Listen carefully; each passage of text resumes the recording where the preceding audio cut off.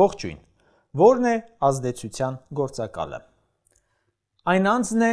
կազմակերպությունը կամ ցանցը, խումբը, որը գաղտնի կամ կիսագաղտնի կերպով գործում է մեկ այլ պետության ուժի շահերից ելնելով, նպատակ ունենալով ազդել հասարակական կարծիքի քաղաքական որոշումների, մեդիայի, պետական քաղաքականության վրա։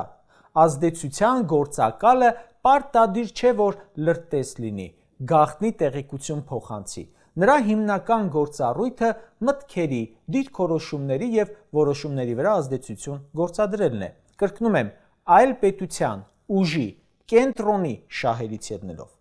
Ազդեցության գործակալը կարող է տարածել քարոզչական որոշակի թեզեր, պաշտպանել կոնկրետ երկրի կամ ուժի քաղաքական օրակարգը,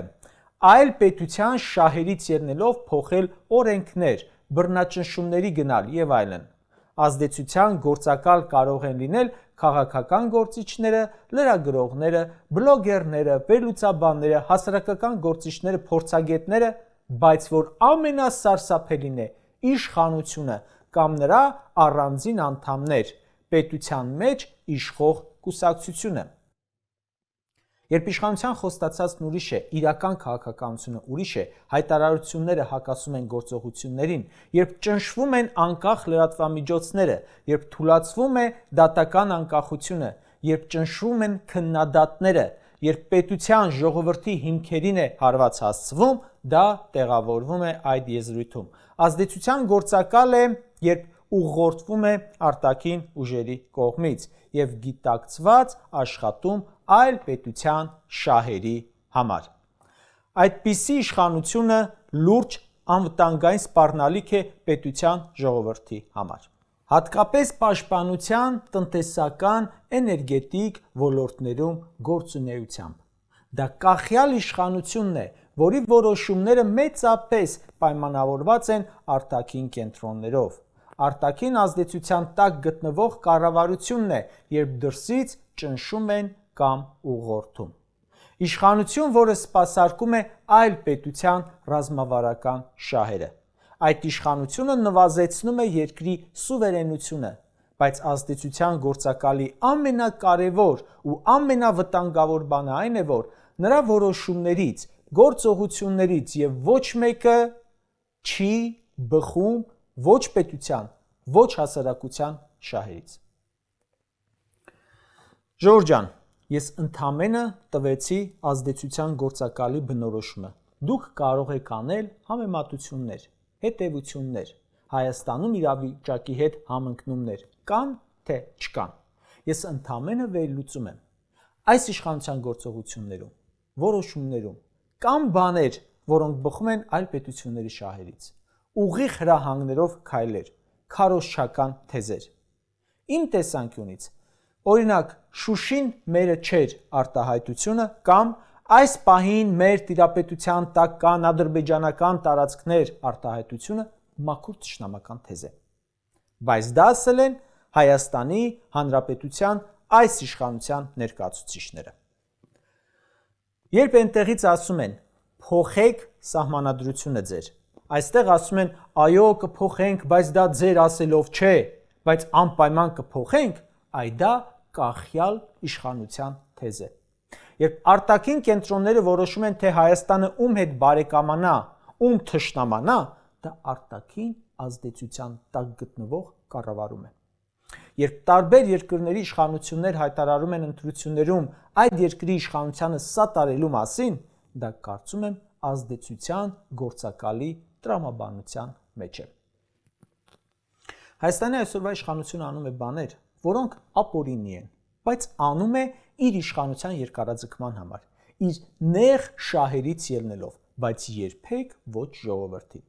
Հայաստանի այսօրվա իշխանությունը նաև անում է բաներ, որոնք համ իր շահերին են համընկնում, համ թշնամու շահերին, բայց դարձյալ ոչ ժողովրդի։ Սա էլ է բացառիկ դեպք, որ իշխանության ու թշնամիների շահերը համընկնում են։ Հայաստանի այսօրվա իշխանությունը նաև բաներ է անում, որոնք բոլորովին չեն բխում իր շահերից,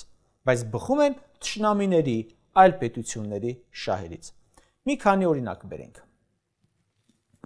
Ամերիկայի Միացյալ Նահանգների նախագահի տեղակալի Հայաստանից գնալուց անմիջապես հետո մեր երկրում տեղի ունեցան նոր բռնաճնշումներ, խուզարկություններ,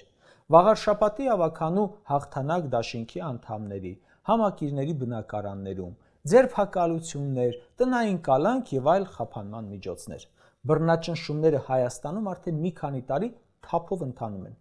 Չենք էլ հարցնում ինչու։ Այդտեղ ժողովրդի պետության շահը բոլորովին չկա, ուղղակի իշխանությունը ճնշման գործիք է օգտագործում քաղաքական հակառակորդների դեմ։ Կամ մեկ հոգի, որին սրանք բռնել են, հանուն պետության ու ժողովրդի։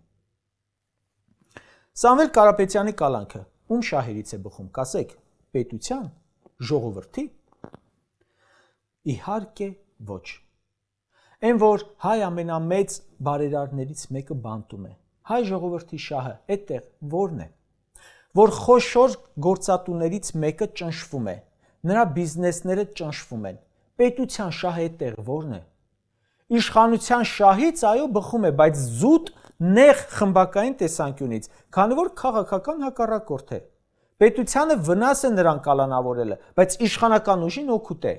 ու նաև բխում է թշնամու շահից, որը Սամվել Կարապետյանի նկատմամբ հետախուզում է հայտարարել։ Այսինքն համընկնում են ՔՊԻ ու Ադրբեջանի շահերը։ Նույնն է երկրորդ նախագահ Ռոբերտ Քոչարյանի պարագայում։ Կալանավորեցին, հիմա էլ քրգործի տակ է, որը հաստատ ոչ պետության շահից է բխում, ոչ ժողովրդի շահից։ Լուրջ քաղաքական հակառակորդ է, ՔՊԻ-ն վնաս ու Ադրբեջանն էլ հայտարարել է հետախուզում։ Ադրբեջանը հետախուզում է, դու բռնում ես ու կարծես դա պասերով խաղ լինի։ Հարկային տերորը վերցնենք։ Ոչ պետության շահից է բխում, ոչ ժողովրդի, բայց դրանով լուծում է իշխանության ֆինանսական կայունության հարց ու նաև բխում է թշնամու շահերից, քանի որ Հայաստանում թույլ, խեղճ, աղքատ հասարակությունը թշնամու համար ուղղակի փառահեղ է։ Կամ Սփյուռքի նկատմամբ այս իշխանության գործողությունները, հալածանքը, անտեսումները ում շահերից են բխում։ Հայաստան պետության իհարկե ոչ, ժողովրդի անշուշտ ոչ, ավելին ասեմ, իշխանության շահերից էլ չեն բխում, որովհետև Սփյուռքը հայրենիքում ներդրում անելու պլաններն էլ է փոխում, գալ բնակվելու պլաններն էլ է փոխվում, օգնության պլաններն էլ է փոխում, չեղարկում, դրսում մեծ ուժ է Հայաստանի համար իր ազդեցության գործիքներով։ Լավ, իսկ ում է ձեռնտու այս վիճակը։ Թուրքիային, Ադրբեջանին, բացառապես նրանց շահերից է, որոնք միլիարդներ են ծախսում պետական մակարդակով պայքարելու համար հայկական Սփյուռքի դեմ։ Հայաստանում բանակի կրճատումը, զենքի ձեռքբերման կրճատումը, դրանով էլ մեր ազգային անվտանգության թուլացումը ում շահերից է բխում, իհարկե թշնամիների։ 2 տասնյակ հոգևորականի դեմ քրեական գործ է հարուցված, 4 սրբազան կալանքի տակ է, դա ում շահերից է բխում, ժողովրդի, պետության, իշխանության, անգամ ՔՊԻ շահերից չի բխում, որովհետև եկեղեցին քաղաքական հակառակորդ չէ եւ չի կարող լինել։ Հետևաբար նաև ՔՊԻ շահերից չեն բխում այս գրողները, որովհետև առնվազն հասարակական ռեակցիան հակառակի մասին է խոսում, բայց անում են, չնայած որ մաքուր թուրքական ու ադրբեջանական շահ է։ Հայ առաքելական Սուրբ եկեղեցին ամբողջ աշխարհում Հայաստան պետությունը լրացնող, ազգային կրթություն, հայապահպանություն իրականացնող լուրջ կառույց է։ Նրա դեմ գործողությունը միայն թշնամուն է օգուտ։ Ժորժ ջան, այսքան համեմատությունը արդեն լուրջ ցուցիչ է, կարծում եմ։ Այս իշխանությունն անում է մեր երկրի ու ազգային շահին վնաս ակնհայտ գործողություններ։ Կարճ ասած, չեմ զարմանում, երբ Թուրքիան, Ադրբեջանը, Եվրամիությունը, ԱՄՆ-ն Նիկոլ Փաշինյանին աջակցություն են հայտնում առաջիկա ընտրություններում։ Այդ բոլոր երկրների շահերը Հայաստանում պաշտպանված են, բայց Հայաստանում մեր պետության, մեր ժողովրդի շահերը պաշտպանված են ոչ ու ոչ։ Այս իշխանության ռազմավարական որոշումների մեծ մասը համընկնում է օտար տարբեր պետությունների, թշնամի պետությունների շահերի հետ։ Ես չեմ հաստատում, ես վերլուծում եմ, ինչը կարող եք անել դուք ինձնից ավելի լավ։ Բայց այս իշխանության հեռացումից հետո արդեն կերևա, այս վերլուծությունները հիմնավորվում են թե ոչ, այդ թվում գաղտնի փաստաթղթերով, փաստաթղթերի տողատակերով, չհրապարակված համաձայնագրերով, արտաքին քաղաքական պարտավորություններով։ Բացահայտմանը կարծում եմ քիչ մնաց։